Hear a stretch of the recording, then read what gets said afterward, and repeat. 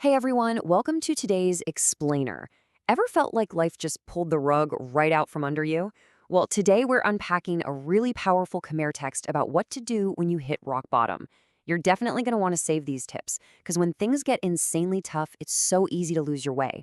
These aren't just your typical feel-good quotes. We're talking about strict, pragmatic survival rules you absolutely need in your toolkit. Okay, let's dive into this. Picture this. You've lost everything.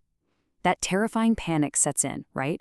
The very first question the text asks is, what is the very first thing you should do when you hit rock bottom?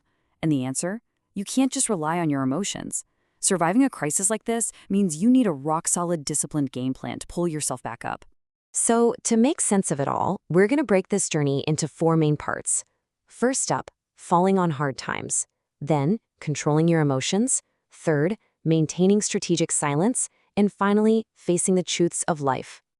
All right, let's move to and see how this builds, starting right at phase 1, falling on hard times. Which brings us right to our next step, controlling your emotions. Now, here's where it gets really practical. The text lays out two major rules. Number 1, do not argue over things that don't actually impact your goals. Seriously, don't waste your breath. And number 2, keep your emotions in check. If someone does something great, give them praise. If they're being awful, just ignore it. You don't need to play the role of the moral police. It's all about protecting your own peace. So, why do these rules matter so much? Because you absolutely must conserve your mental energy.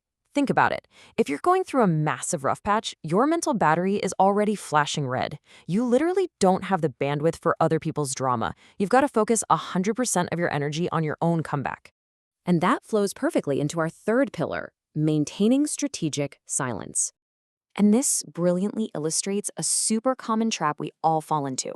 When things go bad, what do most people do? They vent. They tell everyone their plans, looking for sympathy. But the text strictly advises against this. You should keep it a total secret. Keep your plans to yourself unless someone is actively helping you succeed. In fact, there's this exact quote from the source that translates to, "No money? Don't tell anyone. Have money later? Still don't tell anyone." Why? Because broadcasting your financial status just makes you a target. If you're broke, people might look down on you. If you get rich later, they might try to take advantage of you. Moving in silence is literally your best defense. Okay, stepping into the fourth and final pillar. It's time to face the music with some harsh realities, the truths of life. Rule number 6 is pretty uncompromising. It puts love on one side and work on the other, and it bluntly tells you to choose work every single time. Look, when you are at rock bottom, you just can't afford to get distracted by romance. Love is wonderful, but when you're trying to rebuild your life from scratch, your work and your hustle are what's actually going to save you.